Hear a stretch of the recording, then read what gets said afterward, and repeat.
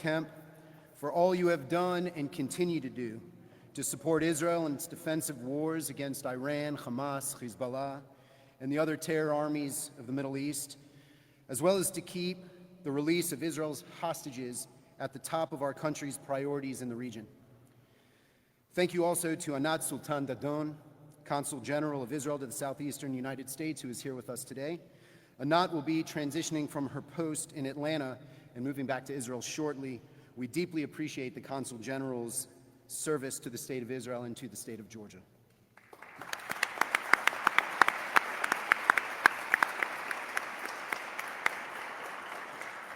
And a heartfelt welcome to Eli David, brother of hostage Evyatar David, and their cousin Matan Eshel, who traveled here from Israel to share Evyatar's story with us and to push for freedom for Evyatar and for the remaining hostages. My name is Bart Cohen, and I'm a fourth-generation Atlantan and a local business owner. I'm married to an Israeli-American, and my wife and I are raising 3 feisty young Georgians in Toco Hills. Governor and Mrs. Kemp, together with the Jewish community of Georgia and the rabbis and leaders who are gathered today, I wish to express our gratitude for the deep, historical, faith-driven connection that you and so many Georgians have with Israel, and for the support you provide as Israel struggles to defend its very existence in recent years. The Gaza hostage crisis is a dark chapter that must be closed so that the people of Israel and the region can begin to rebuild their lives and pursue the peace that we have dreamed of and prayed for so long. Pidyon Shvuyim is the Hebrew term for redeeming captives. Redeeming captives is a religious duty enshrined in the Bible, in the books of Genesis and Leviticus.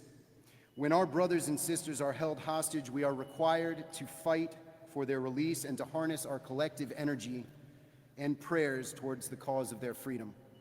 All of the remaining hostages must be freed. This is not a political issue. This is an appeal to basic human decency. Today, we will hear from Eli about his brother, Evyatar. Evyatar was kidnapped from the Nova dance party on October 7th, 2023, by Hamas terrorists. Evyatar has been kept for 643 days in brutal conditions in the dungeons of Gaza. My name is Eden Doniger. I'm the general counsel of a global tech company, which has its North American headquarters here in Atlanta. I'm also married to an Israeli-American, and I also have 3 daughters we're raising here in Sandy Springs.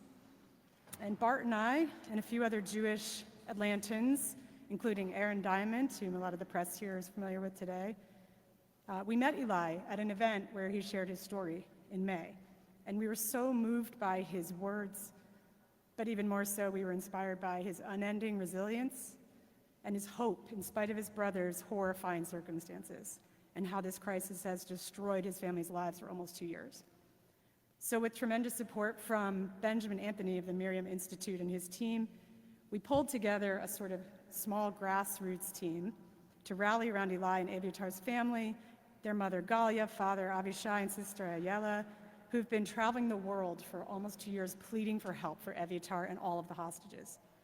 Our purpose here today, and in general as a team, is simple and clear: to raise our voices so that Evyatar's story is heard by political leaders and policymakers, by media personalities, and by community members, to push for freedom from brutal captivity for Evyatar and all of the hostages.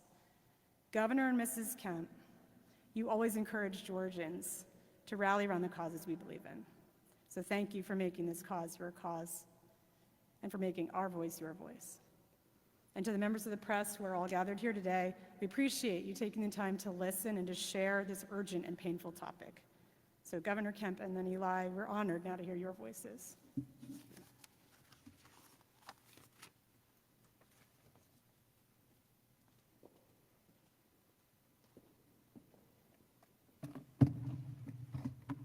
Well, good afternoon.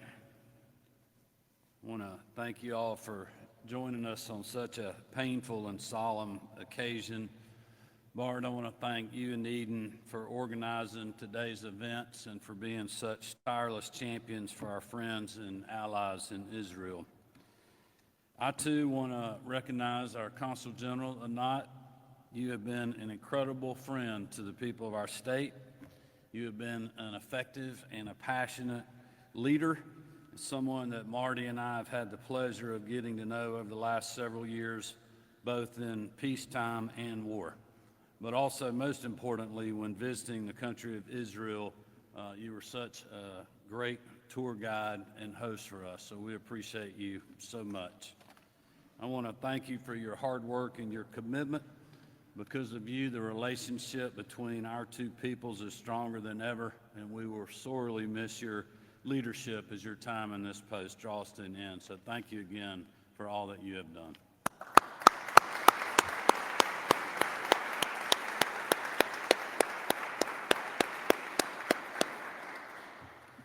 Our First Lady, Marty Kemp, and I know that her good work, as is the case with everyone here today, is not finished.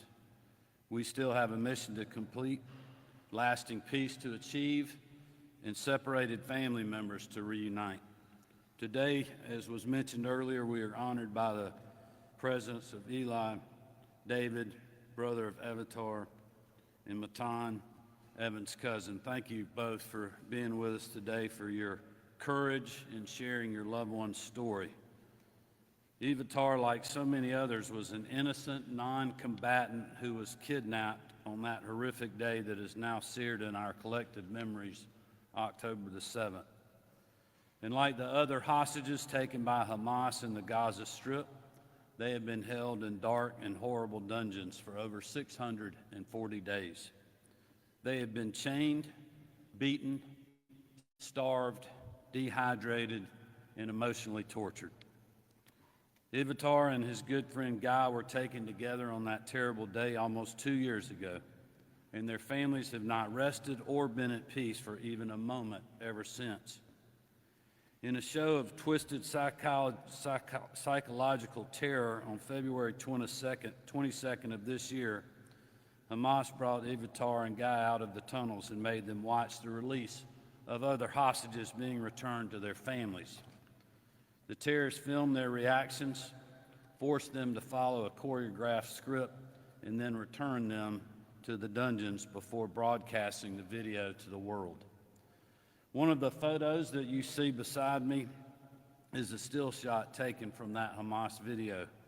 You can see yourself how beat down, malnourished, and tortured these two young men are. The other photo that we have today is of Evitar, taken under normal circumstances before the events on October the 7th. You can see the incredible difference between the two images and the horrible toll this ordeal has taken on a life that really had just begun. These are the faces that we are here to remember today, but also in the days to come. We know that just this past week, President Trump hosted Prime Minister Netanyahu in Washington to discuss the hopes and plans for a ceasefire, discussions that continue as we speak. And we're certainly praying that this peace will come quickly and that all the remaining hostages will be returned to their families as part of that negotiated peace, including Evitar. But until that day comes, whenever it comes, I'm here on behalf of all Georgians to say that we will continue to stand with the Jewish people and the state of Israel, now and for as long as it takes to end this war and ensure the safety of all Israelis.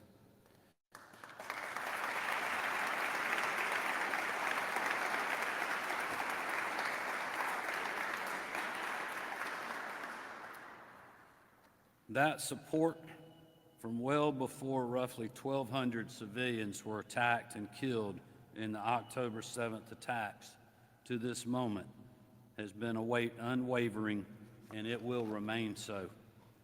From the anti-hate crimes and anti-BDS legislation passed under this very gold dome that I had the honor of signing into law, to the roughly $25 million in active Israel bonds owned by the state of Georgia, the creation of the Georgia-Israel Caucus, the law enforcement exchange programs we participate in, the multiple trips members of my administration have taken to meet with the Israeli government and business leaders and so many other measures, real Georgians want you to know that we have your back, and that we will have Evitar's back, Guy's back, and the backs of all those still held captive by evil men who pursue hatred rather than peace, bitterness rather than purpose.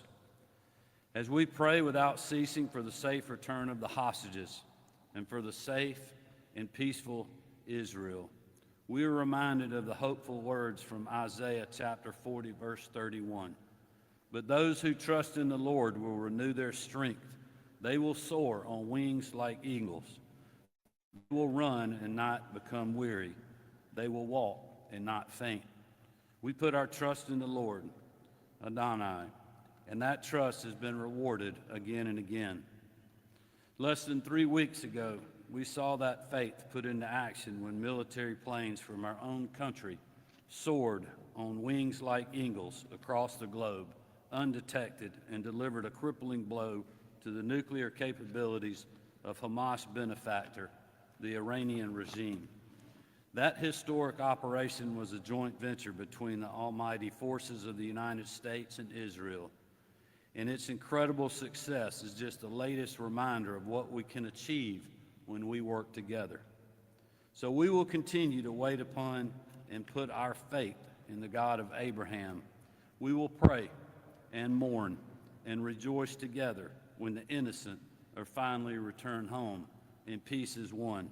And we will not forget these men and women who need our help right now, whose strength we must all work together to renew, who must continue to walk in those dark tunnels by faith and not grow weary. May God bless Evitar and his fellow hostages. God bless the people in the state of Israel, and may God bless these United States as we proudly stand with our ally against anti-Semitism in all its evil forms. Amen. It is my pleasure to now bring up Evitar's brother, Eli, to hear some words from him. Welcome.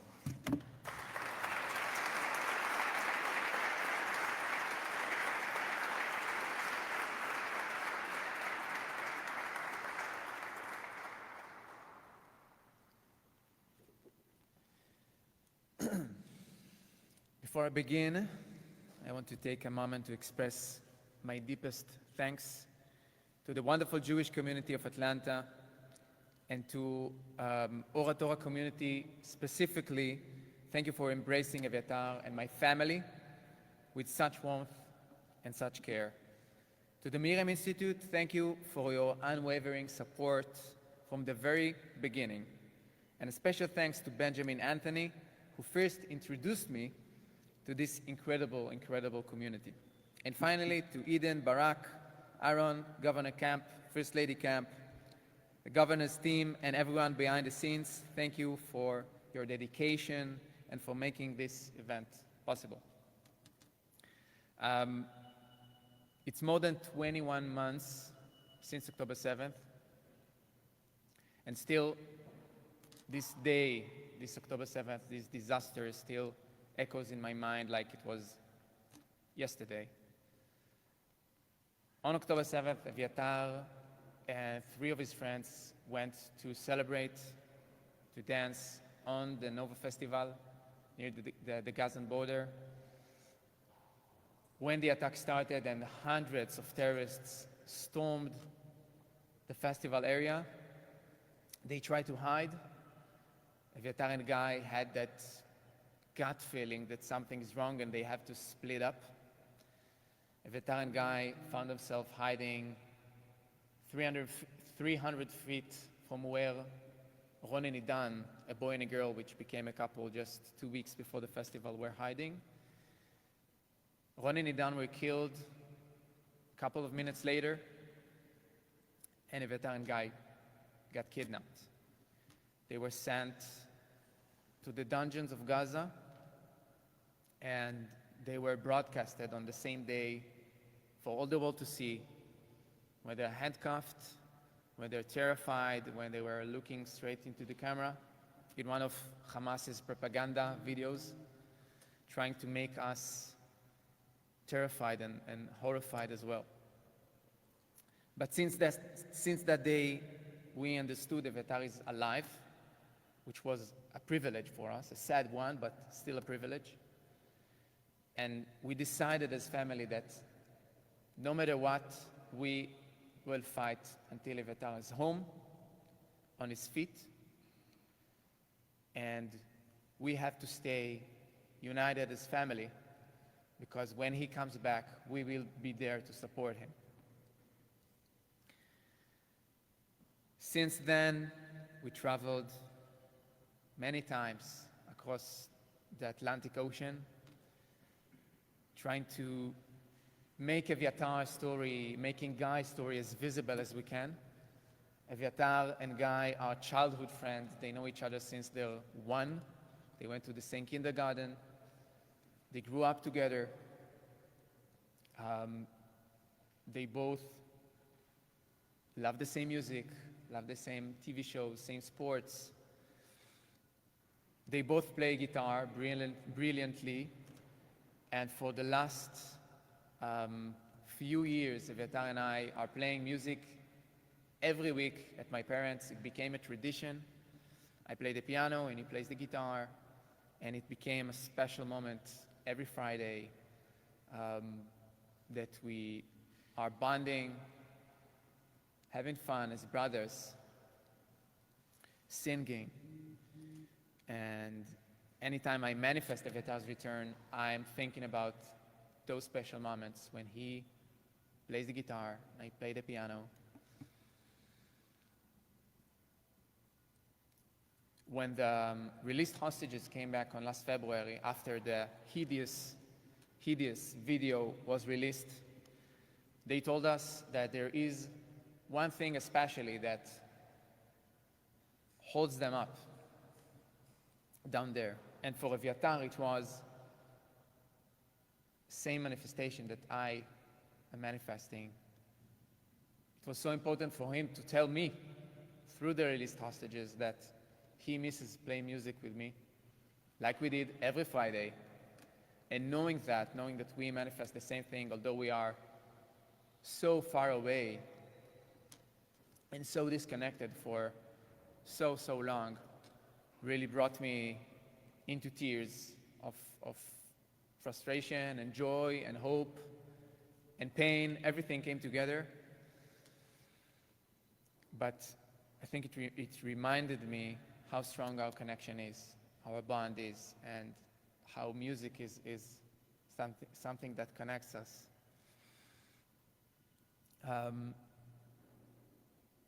It feels like we are in crucial times right now. And hearing on the news that maybe something is going on right now for the hostage families, it's a roller coaster of feelings, of ups and downs. Because everything that is happening right now, which is disappointing for us, it's crushing, really. It's crushing, it's devastating. And we went into that roller coaster for many times. And we hope that President Trump, with his government, with Prime Minister Netanyahu, that they all work on a plan that will bring all the hostages, all of them, no separation, not only Evyatar and Guy, but all the hostages, all 50 of them, all these precious souls that are suffering so much right now, will be home, and we will not have to feel this separation again, because I think the Jewish heart has bled enough, and we need to make that stop. So thank you everyone for coming here, and please send your prayers, send your focus, your energy to those who are right now in need. They need our prayers, they need our strength to stay hopeful that they will return home eventually. Because for them it's the hardest right now. So please, send your prayers to them. And I thank you very much for being here. Thank you.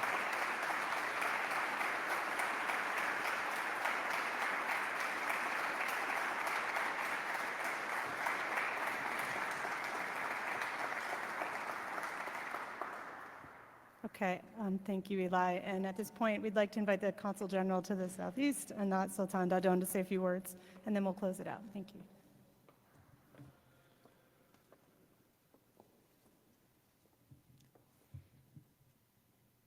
Thank you, everyone who are here. Thank you, Governor and First Lady, for today, but for your long-standing support of Israel, but more than that, support of the human values that we all share. And I think that is the point that is most important, that for 643 days now, 50 hostages remain in brutal captivity.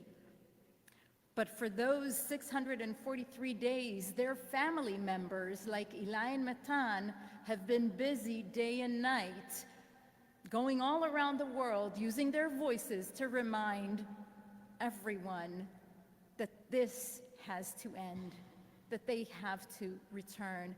And I think that your embracement of that is a reminder that it is not only the family member's responsibility.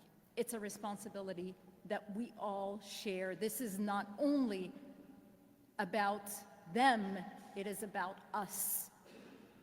We are not right until they are not all home with us. And so thank you, everyone, for being here. And Eli, I wish for you to play music with Evyatar soon. Thank you.